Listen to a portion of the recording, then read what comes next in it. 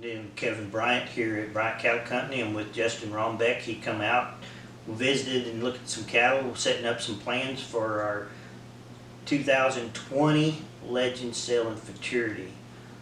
Today we're talking about our Futurity.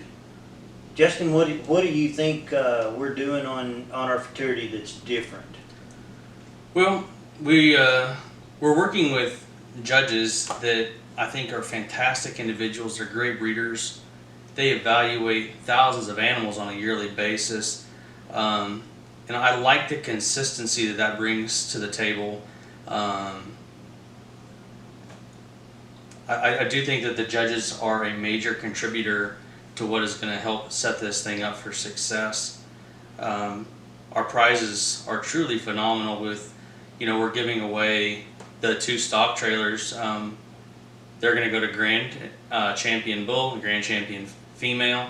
We've got the PNC shoots that we're doing for reserve. We've got rifles. It's just, we've got a lot of money wrapped up in these prizes, but we couldn't do any of that without our sponsors. And to them, we definitely say thank you. You guys are helping our vision come true. Yeah, you're right, Justin. We've got some judges coming. One of them, they've been breeding for a long time. He's got some of the best 90-inch cows that's been out there before the last 3 years anyway. Been evaluating cows. We've got other judges that have been evaluating cattle for the last 30, 40 years.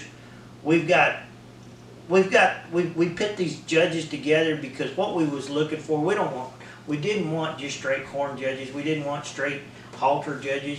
We didn't want to per se, hey, let's have two halter judges, 2 horn judges, and no. What we did, we went out and we picked some people that I think are truly help change and encourage changing what we're doing. And over the last 50 years, everybody says, well, hey, Kevin, you're changing this, or Justin, you're changing that. No, I don't think we're changing. I think what we're doing is, our goal is to keep our characteristics of our true Longhorns, bring them, and let's quit losing the mothering ability that we've got. Today people think that, oh, if you got a rank cow, well, she's just a bad cow. Well, maybe she's only ranked for 3 weeks after she has her calf. That changes our mothering ability. We've got to make these cattle be able to walk again, and sometimes that square animal isn't the perfect animal for us. We need to figure out, go back and see what really got them up here. Those are really good points. And we've got breeders that they have got small 20, 30, 40 acre pastures, and they've got a few cows and a bull, and that works for them, and that's fantastic. We've got other breeders that are out in very desolate areas, and they may lease 250,000 acres of BLM ground, and they've got to have cattle that can get up and travel, gain weight on the conditions they're in. They're traveling 20 miles to water. They've got to be able to, breed, they've got to be able to travel, they've got to raise that calf, and they've got to breed back and be that good mother. And the same thing goes for bulls. Some of these bulls have got so big that they're going to fall apart in those conditions, but some of them bulls have also helped us continue to evolve the industry. But we don't want to lose that distance in those hooks to pins.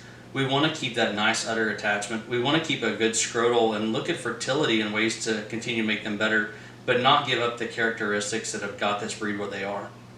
Good points. One of the other things that we've kind of set up, and we'd like to tell all the futurities that has put futurities on, thank you for all the hard work in the last, since 2000. It's been about 18, 20 years that they started these futurities, and really, if it wasn't for those guys putting the time and efforts into where they've put cattle into it and getting prize money and futurities and bringing this to light, we wouldn't be able to be here today with where we're going. But our goal is we're taking some of those things, and we stopped and said, okay, let's tighten up our scoring. We're going to have a minimum of a 65 score, a high of a 75 score. That's 10 points. but that's going to tighten that scoring system up. You're going to really have to look at them and evaluate them. Again, when we're evaluating these cattle, you're only getting what, 60 seconds? You're getting a very short window, but we don't have a sheet that blocks off that we're allocating these few points for this and these few points for that.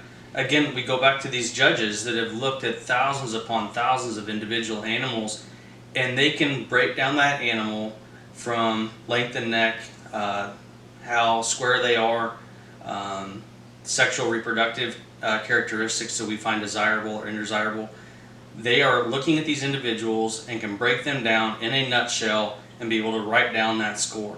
Now, we've heard individuals in the past going, man, we really want to have that explanation, but to have an individual talk about your specific cow could take each judge a couple minutes, and we're looking to have quite a large event, and that's why, again, we go back to these judges, and the individuals we've chosen were very difficult to find.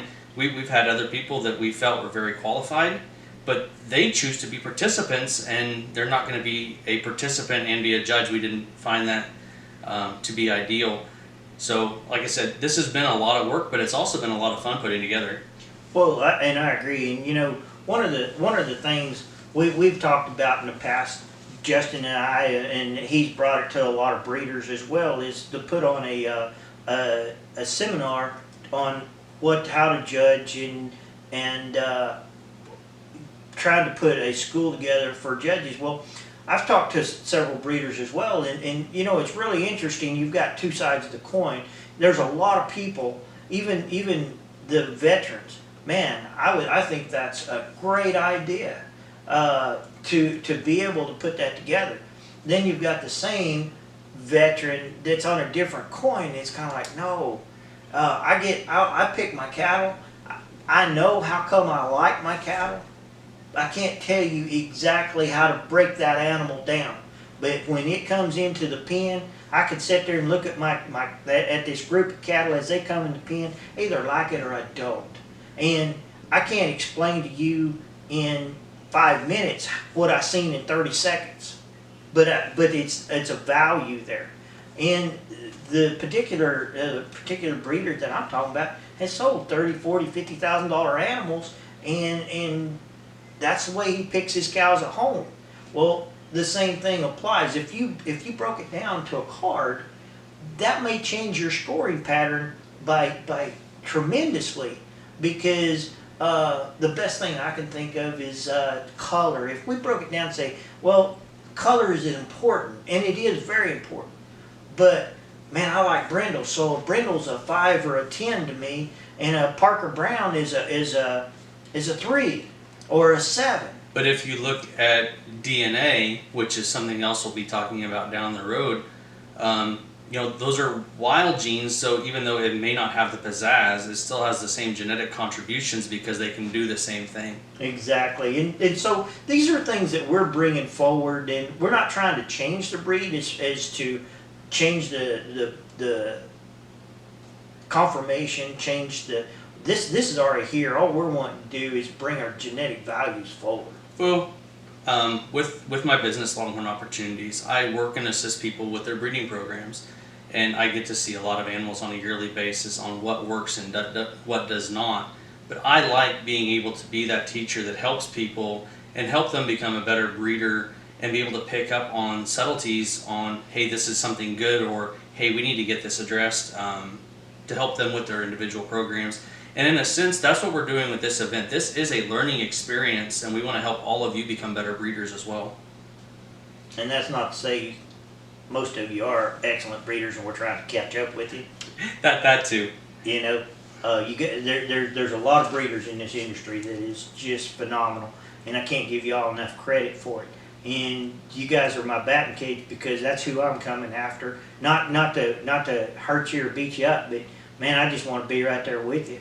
And it's been a process. Well, and all of these breeders we're just talking about, they're all of our teachers. It doesn't matter how many cows I see or you see, but breeding aspects of an individual that, wow, did you see the consistency of this? And look what it's done, and look at the milk. One thing that Jimmy Jones had told me a while back, and you can go and do your own research on this, looking at just testicular size and how it ties in with early fertility. We were going through Kevin's cattle earlier today and looking at tail switches and the things that a tail switch can tell you on fertility, whether they're early to sexually development or you're going to have a lot of longevity, a lot of fertility. There's so many subtleties that a cow will tell you what she's got if you know what you're looking for. That's correct. Hey, let's change gears a little bit. What do you think our payback? Do you think we're going to do pretty good on that, Justin? The paybacks are going to be set up to where we're going to be paying back just over 25% per class. And the lowest payback in that class is still going to be more than your entry fee. It's 75%, by the way. We're paying back a lot more. We're paying back a lot of money, but we're only paying back the most elite. But your smallest check that you're going to get is more than your entry fee. That's it. That's exactly it. How does a tiebreaker work? You want to answer that? Hey, that's a great idea. One of the things about tiebreakers in the past in these fraternities, it's always been they picked a judge. What we're going to do this time for a tiebreaker is we're going to go back to the horse industry that how they pick a tiebreaker. It's the most first, the most seconds, or the most highest points across the board.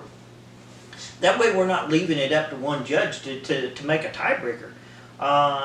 With that aspect, it's going to make it tighter. I think it's going to be enjoyable to see how these cattle actually. You're going to have to study these things to see. And Justin, here's the thing.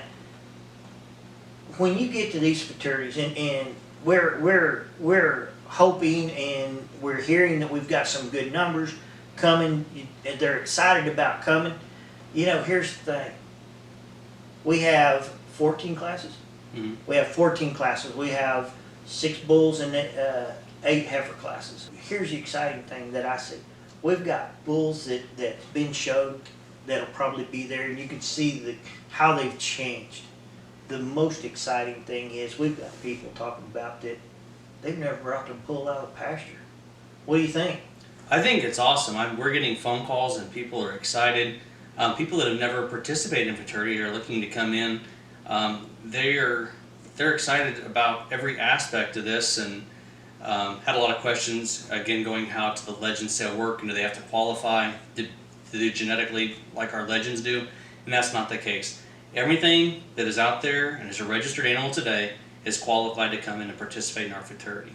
So for that, we welcome each and every one of you. Come on. Again, we think it's going to be a really enjoyable weekend.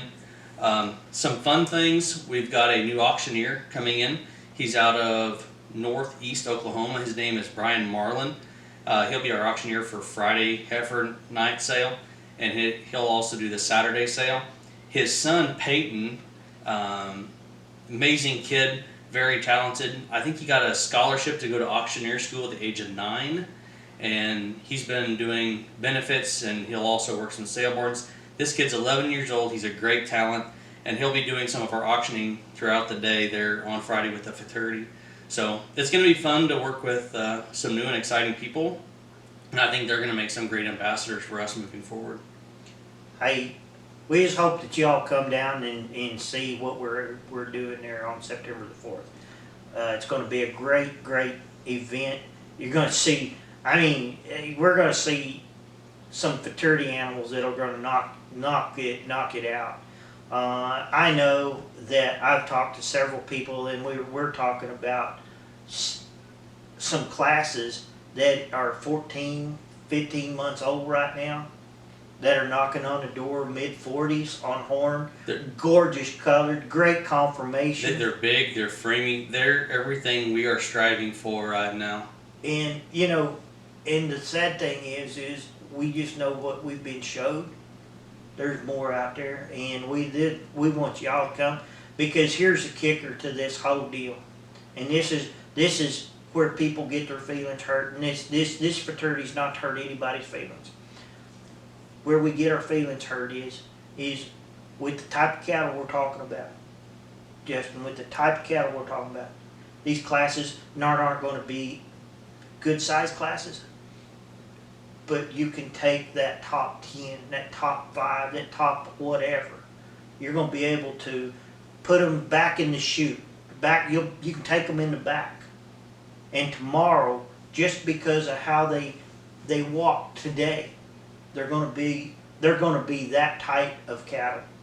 It's going to be a great show. It's going to be fantastic, and these are animals that, as you said, we want to help increase animal value by this, and we're not after single trait characteristics. We are about presenting, preserving, promoting the total package individual that helps you, helps me, helps you all develop a better breeding program. Hey, I got one more thing. Okay. You know, we've got to plug the Legend sale with this deal, because think about this: we're having a heifer futurity on Friday. We'll have a heifer sales Friday night. evening. Yep. You know, some of them heifers that's in the sale are going to be in that, or in that futurity is going to be in the sale. That's right. You're gonna know what these animal values. We're gonna check our judges. It's one of those deals that you can actually get really excited about it. And guess what?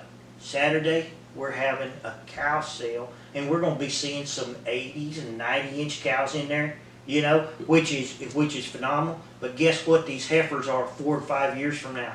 They're right there. They just need some time to grow up.